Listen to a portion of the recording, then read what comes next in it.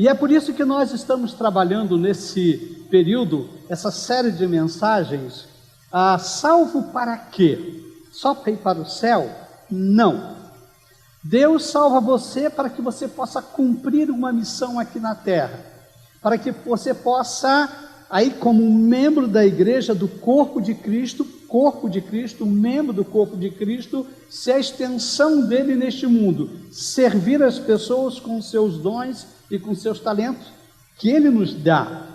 O cristianismo, irmãos, não nos coloca a Deus como um mordomo que está pronto para nos servir. Tem muitas pessoas que dizem, Deus está aí para, eu preciso isso, eu peço. Eu quero isso, peço. Opa, o cristianismo não apresenta Deus desta maneira. E nem o contrário, nem é um Senhor que está aí pronto para castigar. Qualquer coisa Deus vai me castigar. Não, o cristianismo não apresenta um Deus assim. O cristianismo apresenta um Deus que criou o ser humano à sua imagem e semelhança, para que pudesse ter um relacionamento pessoal com Ele. Lá em João capítulo 15, versículo 15, uma mensagem de Jesus, olha o que ele diz: já não os chamo servos, porque o servo não sabe o que o Senhor faz. Em vez disso, eu os tenho chamados amigos, porque tudo que ouvi do meu Pai, eu tornei conhecido a vocês. Por isso ele deu uma das nossas missões, uma parte da nossa missão, ensinar o que ele ensinou, ensinar as pessoas a praticar o que ele ensinou.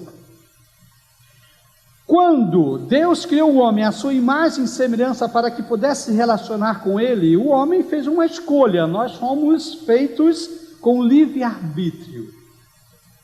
E o homem escolheu desobedecer a Deus. E nessa escolha o pecado entrou no mundo. E é interessante que por causa disso o homem se afastou de Deus. E foi Deus que tomou a iniciativa de se relacionar com o homem, ou seja, fazer com que o homem possa se relacionar com ele. Então, quando o homem aceita Jesus Cristo como seu Senhor e Salvador, ele volta a ter esse relacionamento com Deus. João capítulo 1, versículo 12 diz assim: contudo, aos que o receberam, aos que creram em seu nome, deu-lhes o direito de se tornarem filhos de Deus. O que é a igreja? A igreja é o encontro, é a reunião dos filhos e das filhas de Deus. Nós estamos aqui como filhas e como filhos de Deus, ou seja, temos uma relação diferente com o nosso Deus. Quando você então aceita Jesus, se torna filho, a Bíblia nos ensina que o Espírito Santo entra na nossa vida e nos dá habilidades especiais para nós pertencermos ao corpo de Cristo. Ou seja, como membros desse corpo, nós temos uma função. Então nós recebemos dons, nós recebemos habilidade para servir a Deus servindo o próximo. Ou nós servimos ao próximo com esses dons, com essas habilidades, em nome de Deus. A parábola das 10 moedas e dos 10 servos que vamos estudar nesta noite, fala sobre isso. Eu tenho colocado os textos no boletim. O meu objetivo é que você, nos nossos cultos, estude um pouco a Bíblia. É lógico que nós não conseguimos aprofundar nos textos, mas dentro do possível fazemos um pequeno mergulho dentro dos textos bíblicos. Cada culto que você participa, você vai estudar a Bíblia conosco, por isso eu estou usando essa metodologia de colocar os textos impressos no boletim. Então, acompanhe a leitura que vou fazer. Se você tem sua Bíblia, pode abrir em Lucas capítulo 19, versículo 18, vamos ler até o versículo 27. Se você tem no seu celular a Bíblia, um aplicativo da Bíblia, pode ligar também, coloque no modo silencioso, não fique navegando na igreja, né? Entrando nas mídias sociais, mas acompanhe a mensagem da palavra de Deus. Então eu vou fazer a leitura do texto de Lucas 19, versículos 11 a 27. Diz assim: estando eles a ouvi-lo, Jesus passou a contar-lhe uma parábola, porque estava perto de Jerusalém e o povo pensava que o reino de Deus ia se manifestar de imediato. Friso repetindo: o povo pensava que o reino de Deus ia se manifestar de imediato. Ele disse: um homem de nobre nascimento foi para a terra distante para ser coroado rei e depois voltar. Então chamou 10 dos seus servos e lhe deu 10 minas. Disse ele: façam esse dinheiro render até a minha volta. Mas os seus súditos o odiavam, e por isso enviaram uma delegação para lhe dizer: não queremos que esse homem seja nosso rei. Contudo, ele foi feito rei e voltou. Então mandou chamar os servos a quem dera o dinheiro. Versículo 15. Contudo, ele foi feito rei e voltou. Então mandou chamar os servos a quem dera o dinheiro, a fim de saber quanto tinha lucrado. O primeiro veio e disse: Senhor, a tua mina rendeu 10. Muito bem, meu servo bom, respondeu o seu senhor. Por ter sido confiável no pouco, governe agora sobre 10 cidades. O segundo veio e disse: Senhor, a tua mina rendeu 5 vezes mais. O Senhor respondeu: também você encarregue-se de 5 cidades. Então veio outro servo e disse: Senhor, aqui está a tua mina. Eu a conservei guardada num pedaço de pano. Tive medo porque és um homem severo. Tiras o que não puseste e colhes o que não semeaste. O seu senhor respondeu: eu o julgarei pelas suas próprias palavras. Servo mau. Você sabia que sou homem severo. Te tiro o que não pus e colho o que não semeei. Então, por que não confiou o meu dinheiro ao banco? Assim, quando eu voltasse, o receberia com juros. E disse aos que estavam ali: tomem dele a sua mina e deem-na ao que tem 10. Senhor, disseram, ele já tem 10. Ele respondeu: eu digo a vocês, que a quem tem, mais será dado, mas a quem não tem, até o que tiver lhe será tirado. E aqueles inimigos meus, que não queriam que eu reinasse sobre eles, tragam-nos aqui e matem-nos na minha frente.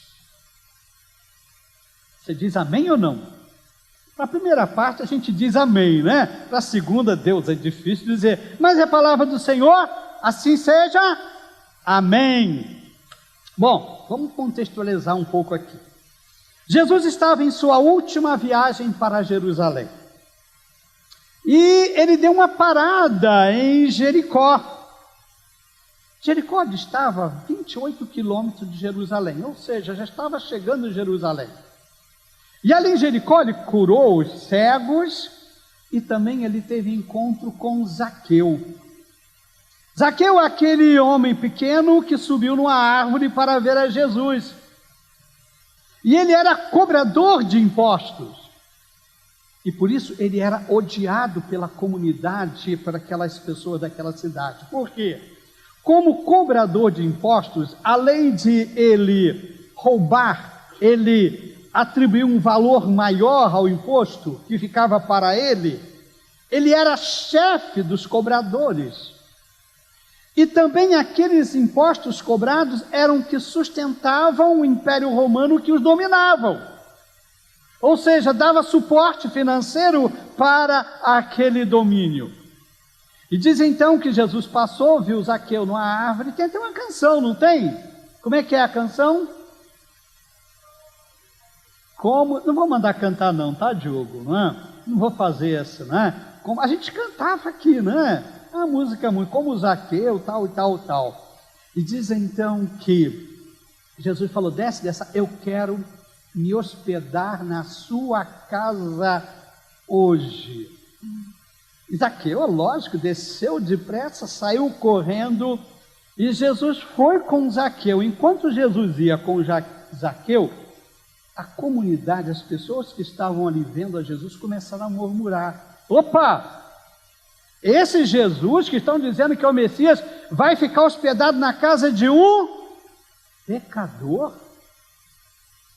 Ele come e bebe com os pecadores, e começaram a murmurar contra Jesus. Mas é interessante, Jesus não se incomodou com o que falavam dele. E naquela noite Zaqueu se converteu. E a conversão dele é muito evidente.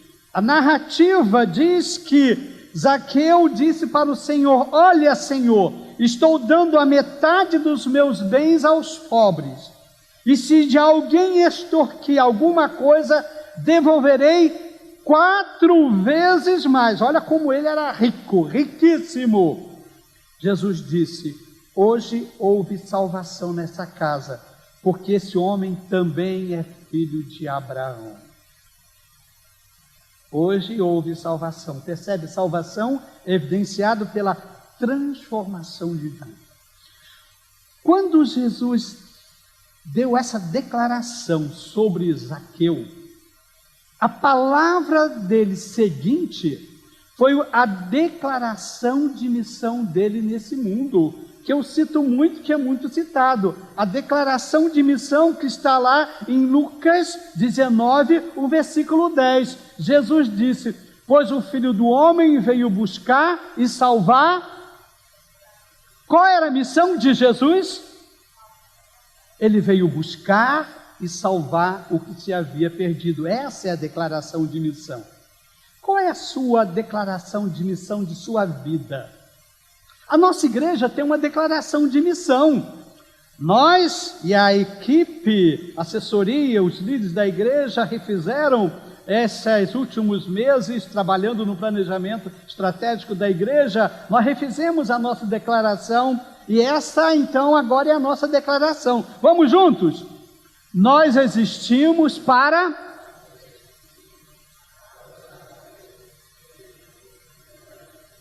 Jesus disse, vão e façam discípulos. Ele reuniu a sua igreja, a última palavra dele, façam discípulos. Então a igreja existe para fazer discípulos.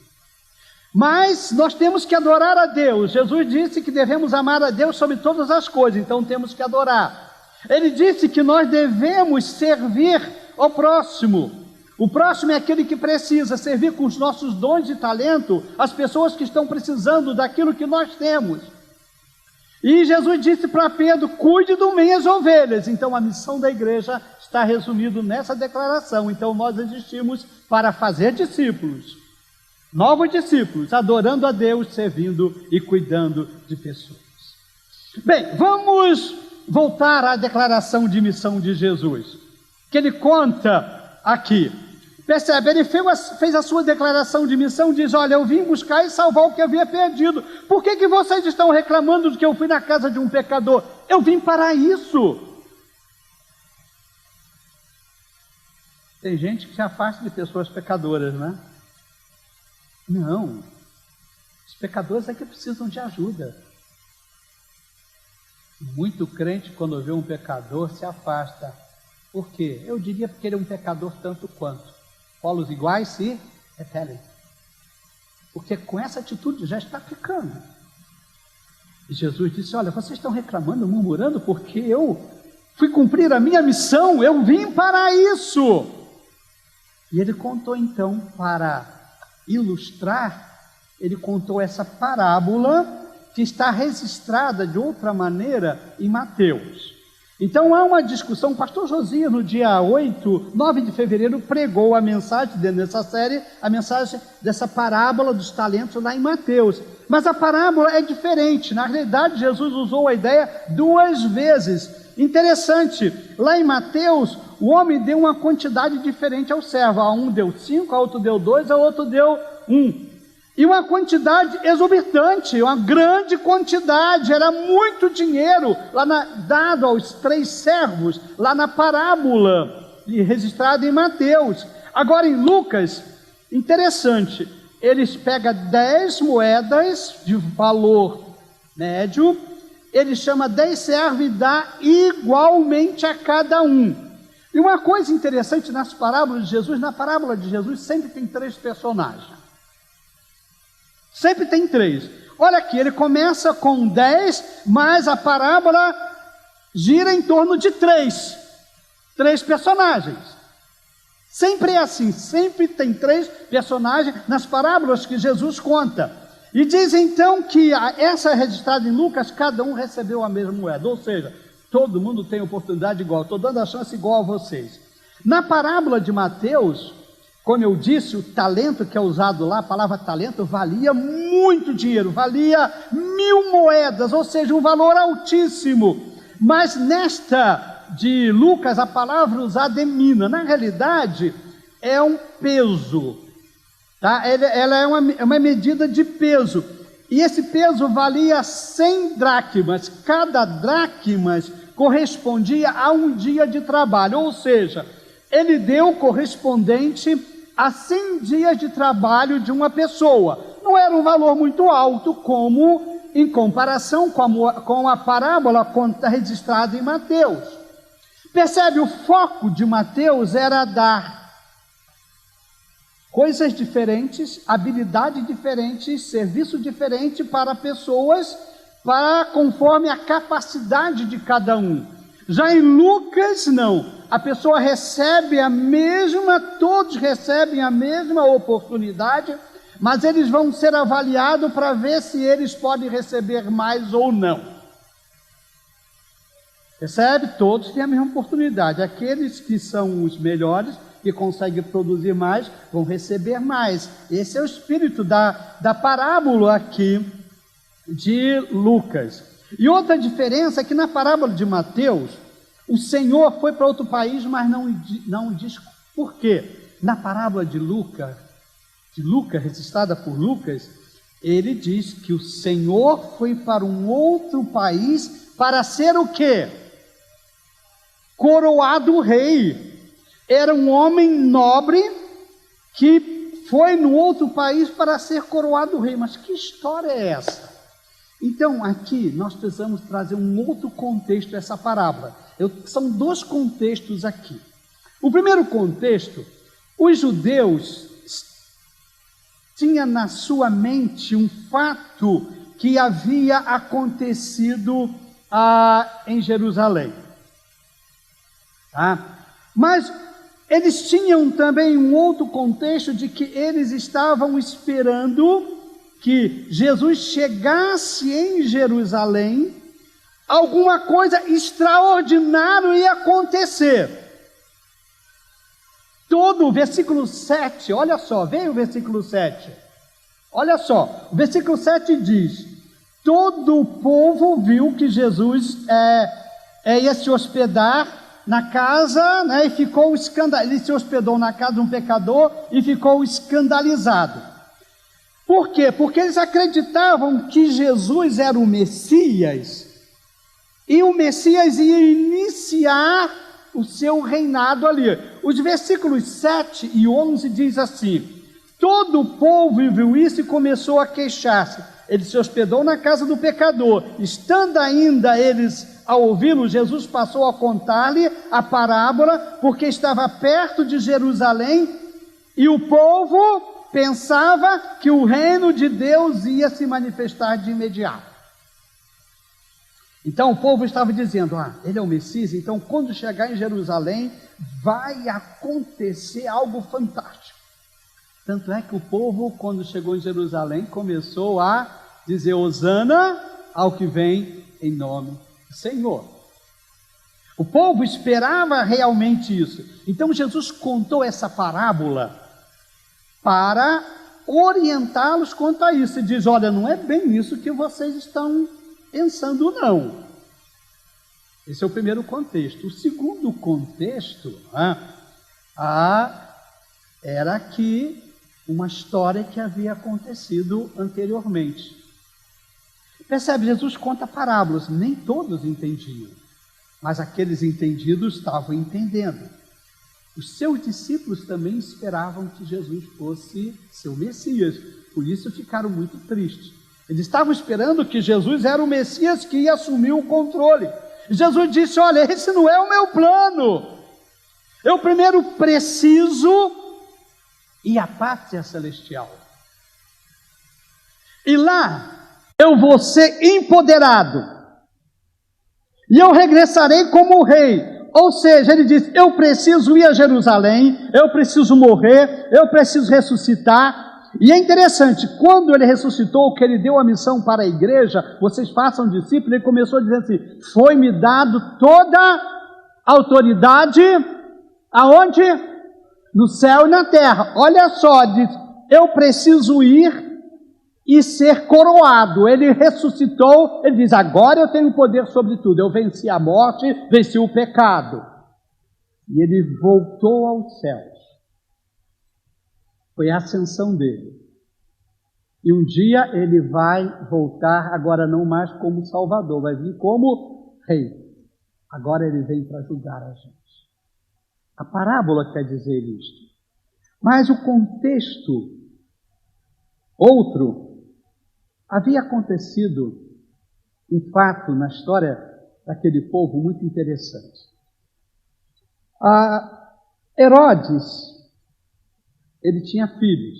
E quando Herodes o Grande morreu, o seu filho, chamado Arquelau, ele teve a pretensão de ser coroado rei. Lembre-se que todo aquele mundo estava sob o domínio do Império Romano. O imperador tinha os seus vasalos. Ou seja, o rei Herodes era um vasalo do imperador. Para ser rei, Herodes teve que ir a Roma e o imperador o constituiu rei de Israel, rei daquela região. Quando ele morreu, isso voltou a acontecer. E o rei Herodes é aquele que quando Jesus nasceu. E diz então que quando ele morreu, ele precisou ir a Roma para ser coroado rei. Ele tinha essa pretensão. Ele foi de navio. Mas uma outra comitiva de judeus, que não gostava de Arquelau, avançou por terra e de alguma maneira foi mais rápido, chegou a Roma primeiro, e uma embaixada de 50, uma comitiva de 50 judeus, e falaram: olha, nós não queremos que Arquelau seja o nosso rei. Nós não gostamos dele. Há um fato que provavelmente tem acontecido, que ele mandou matar num dia de Páscoa mais de 3.000 judeus quando estavam celebrando a Páscoa. Então os judeus não gostavam dele. Quando Arquelau chegou em Roma, o imperador não o constituiu rei. Ele deu para ele metade, dos domínios, disse: olha, você vai como governador. E se você se portar bem, você vai ser constituído rei de toda aquela região. E ele nunca atingiu isso, nunca conseguiu isso, porque ele realmente não era um bom homem.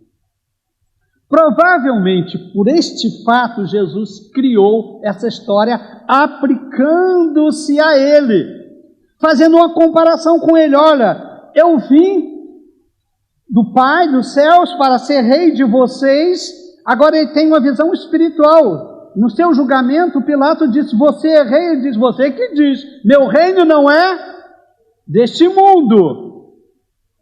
E é interessante, Jesus disse: olha, eu vim, os meus não gostaram, veio para que era seu e os seus não aceitaram.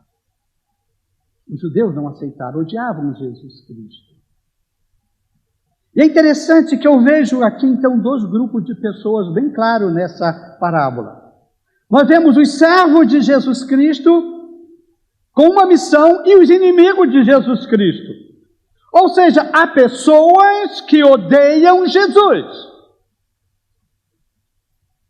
Pode ser que algum de vocês diga, olha, não acho que ninguém odeia Jesus. Existem pessoas sim que odeiam Jesus. Talvez você diga, olha, eu acho que existem pessoas que não acreditam nele, tudo bem. Mas a colocação de Jesus na parábola foi bem clara. No versículo 14 diz o seguinte: mas os súditos, o que é escrito? Circula aí no seu esboço essa palavra, sublinhe embaixo, circule aí. Odiavam, e por isso enviaram uma delegação para lhe dizer: não queremos que esse homem seja nosso rei. Percebe, nessa história, parábola inventada por Jesus, ele pegou um fato histórico para aplicar a ele. Parábolas faziam, ele tinha essa liberdade de fazer isso. E é interessante que as pessoas odiavam Jesus sim. Lá em João capítulo 10, versículo 22 seguinte, registra que Jesus, em uma outra ocasião, estava em Jerusalém pregando, e as pessoas começaram a criticar a Jesus, e os judeus quiseram apedrejar Jesus, matar a Jesus. Jesus teve que fugir, ainda não tinha chegado o tempo dele. Sabemos que os líderes religiosos odiavam a Jesus e instigaram aquela população que recebeu Jesus como Messias, dizendo: hosana ao que vem em nome do Senhor. Uma semana depois, aquela mesma multidão no julgamento dizia para ele, gritava: mata, mata, crucifica-o, crucificam. Jesus diz: as pessoas me odeiam. Eu creio que ainda existem pessoas que odeiam a Jesus. Eu não sei se você odeia, provavelmente não, você veio numa igreja cristã, não deve odiar, mas existem pessoas que não odeiam a Jesus, que odeiam a Jesus. E muitos odeiam a Jesus Cristo por causa do mau testemunho de muitos dos seus discípulos. Mahatma Gandhi, ele tem uma citação muito interessante, ele diz o seguinte: amo o cristianismo, mas odeio os cristãos, pois não vivem segundo os ensinamentos de Cristo. Tem cristãos que são um testemunho negativo de Jesus Cristo. Eu já ouvi pessoas dizer: olha, ser crente igual a fulano eu não quero. Ser crente igual a ele, igual a ela, eu prefiro ficar como eu sou. Ou seja, são maus exemplos do que é ser cristão, leva a mensagem, a imagem de Jesus de uma maneira negativa. A própria história da humanidade, a própria história do cristianismo tem seus exemplos negativos.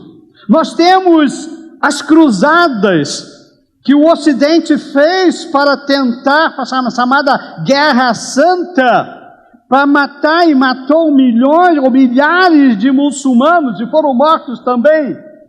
Isso fez com que até hoje os muçulmanos tenham uma certa ojeriza contra os cristãos. Nós temos a Inquisição religiosa de pessoas que não era contra a igreja, então eles criaram aquele instituto e mataram milhares e milhares de pessoas por causa da sua crença. Nós temos, provavelmente por volta do ano de 1920, nos Estados Unidos, a Ku Klux Klan, uma entidade cristã. Pasmem vocês. Ela perseguia e matava negros libertos. E o lema deles é: nós somos cidadãos do bem. E por volta do ano 1920, existiam milhões de membros cristãos, membros de nossas igrejas nessa instituição. Olha que imagem negativa. O que poderíamos mais dizer de exemplos negativos, como os cristãos que apoiaram o fascista Benito Mussolini na Itália, os cristãos, membros de nossas igrejas, que apoiaram Hitler na Alemanha, cristãos dos mais diferentes matizes dentro do cristianismo, que apoiaram esses, e também Franco, por exemplo, o ditador Franco na Espanha. Exemplos de cristãos, de igrejas negativas E muitas pessoas hoje olham as igrejas cristãs com medo. Aí olham para Jesus, eu não quero saber de Jesus. Mas, irmãos, Jesus sabia disso. Jesus sabe disso. Mas há pessoas que amam e servem a Jesus. Há pessoas que amam a Jesus. No versículo 12 e 13 da parábola, Jesus disse o seguinte: um homem de nobre nascimento foi para uma terra distante, então ele contando a parábola, para ser coroado rei e depois voltar. Então chamou 10 dos seus servos e deu 10 minas. Disse ele: façam esse dinheiro render até a minha volta. Olha, servos dele, servos que amavam. Ele deu recursos. Sublinha a palavra aí, lhes deu 10 minas. Sublinha aí no esboço, está no boletim, essas palavras, essa frase, lhes deu 10 minas. Minas, como disse, é o valor de 100 dias de trabalho. O que Jesus está dizendo é que para os servos dele, ele deu habilidades para servir a Deus. E que um dia ele vai voltar e vai prestar conta. Percebe? O importante não é a quantidade dos talentos que você tem, mas o que você está fazendo com os talentos que Deus deu, ou com o talento que Deus lhe deu, para abençoar pessoas em nome de Deus. Ele disse: eu vou, mas eu vou deixar vocês aqui com habilidades para vocês continuarem a minha obra. Irmãos, nós somos o corpo de Cristo, o membro do corpo de Cristo. Jesus foi para os céus, deixou o Espírito Santo conosco, o Espírito Santo nos deu habilidades, dons, para nós continuarmos a obra de Jesus. O que Jesus fez quando estavam crucificando? O Pai, perdoa-lhes, não sabe o que faz. Jesus não mandou matar. Quando foram prender a Jesus, Pedro puxou a espada e disse: espera aí, guarda a espada, eu não preciso disso. Percebe? Nós temos que fazer e agir como Jesus agia. Jesus nos confiou habilidades, tarefas, como servos dele. Então nós somos servos com habilidades dadas por Deus, cada crente.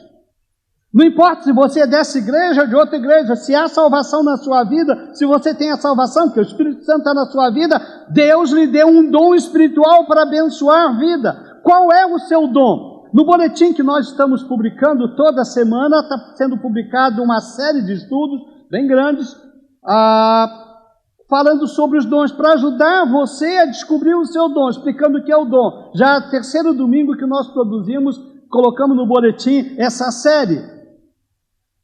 Qual é o seu dom? Você sabe qual é? Você está usando? Lembre que nós somos servos com uma missão. Você tem uma missão aqui. Jesus foi e disse: eu deixo vocês com uma missão. Qual é a sua missão?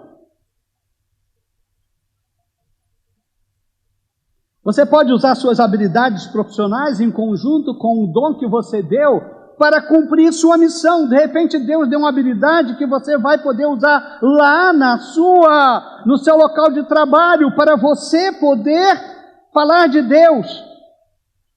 Deus não precisa só de pastores.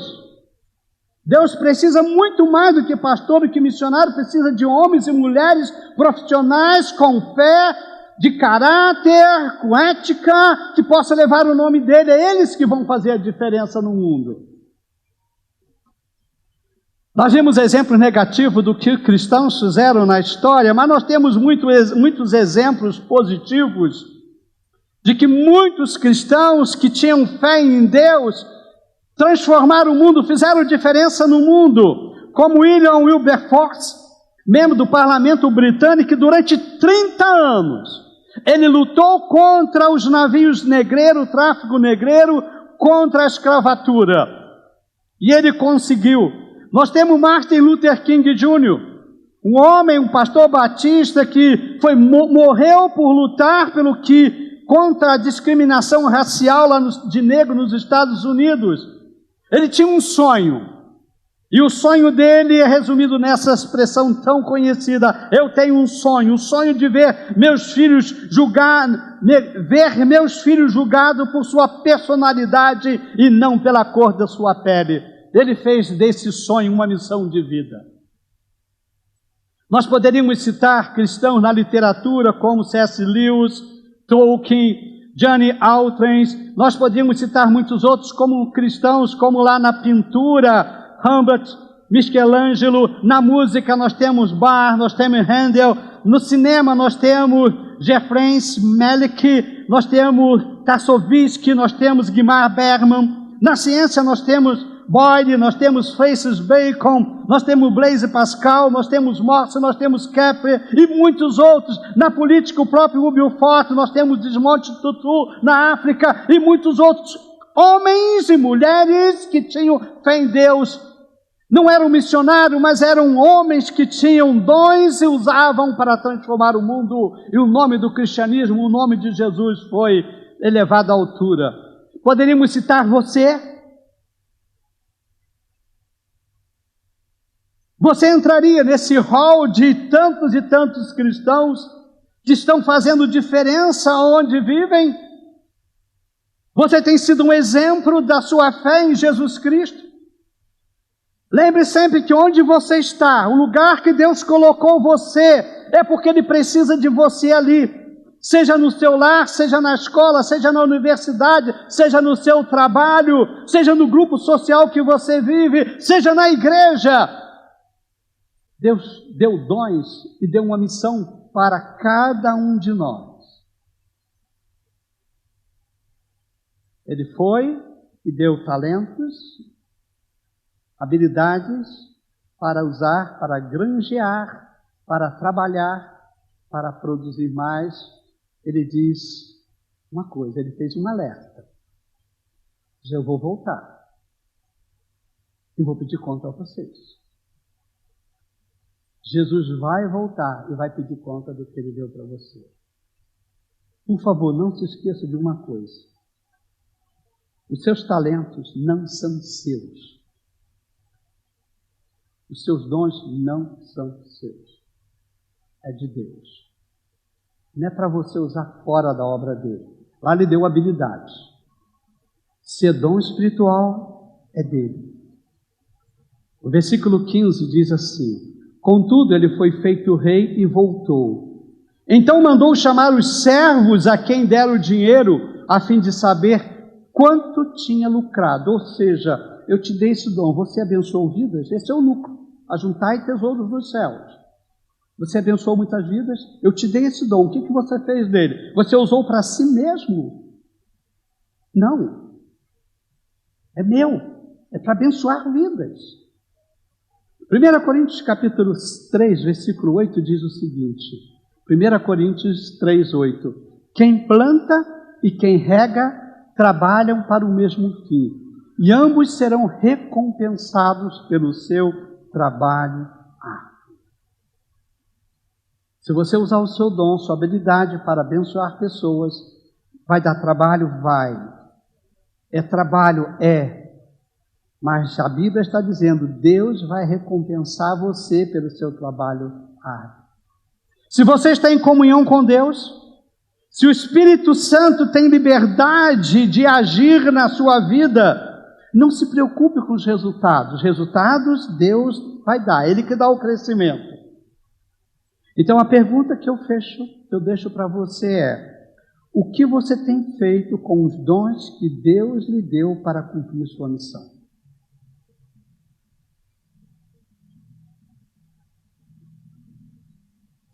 O que você tem feito? Os versículos 16 e 19 diz assim: quando o Senhor voltou e pediu prestação de contas. O versículo 16 diz: o primeiro veio e disse: Senhor, a tua mina rendeu outras 10. Muito bem, meu bom servo, respondeu o seu senhor. Por ter sido confiável no pouco, governe sobre 10 cidades. O segundo veio e disse: Senhor, a tua mina rendeu 5 vezes mais.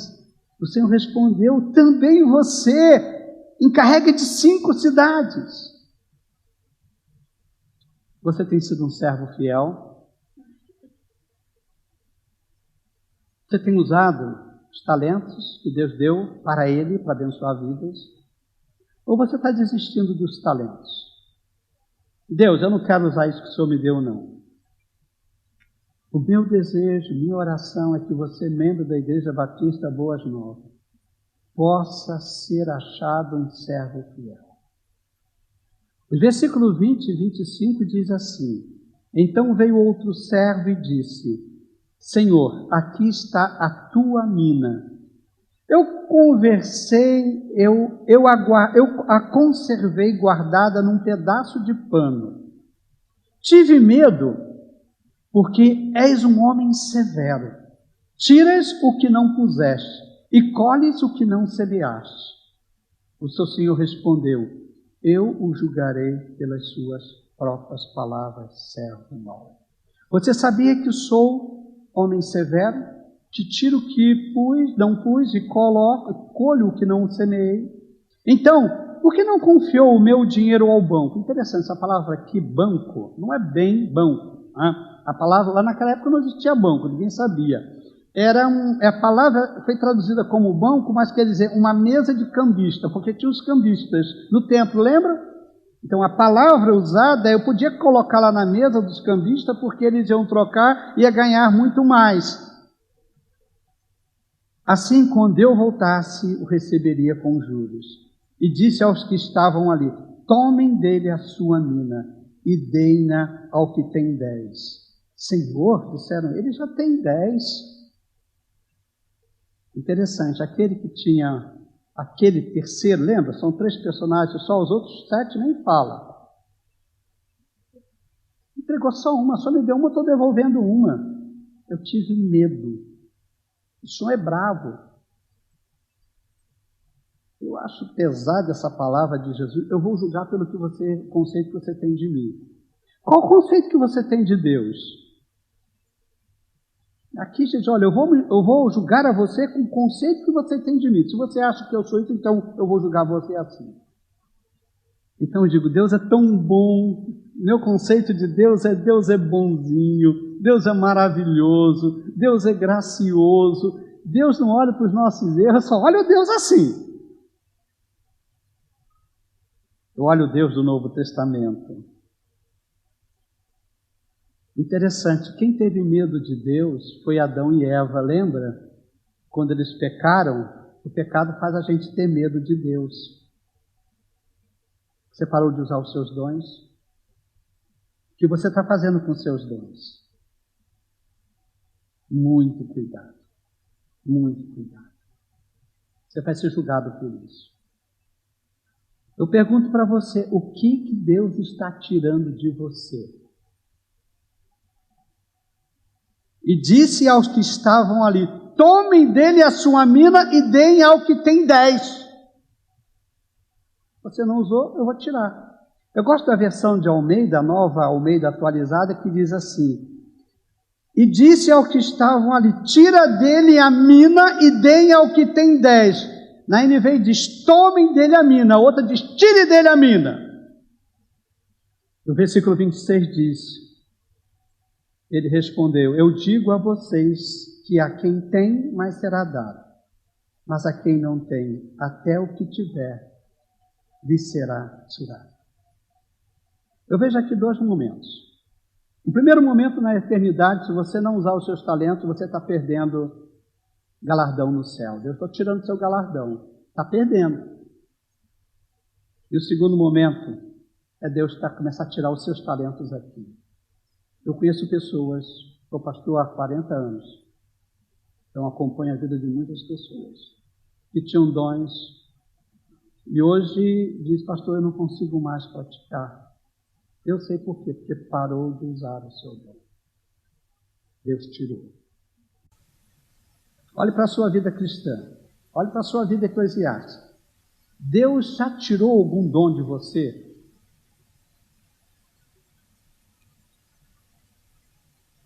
Deus te deu habilidade, se você não usar para Ele vai tirar.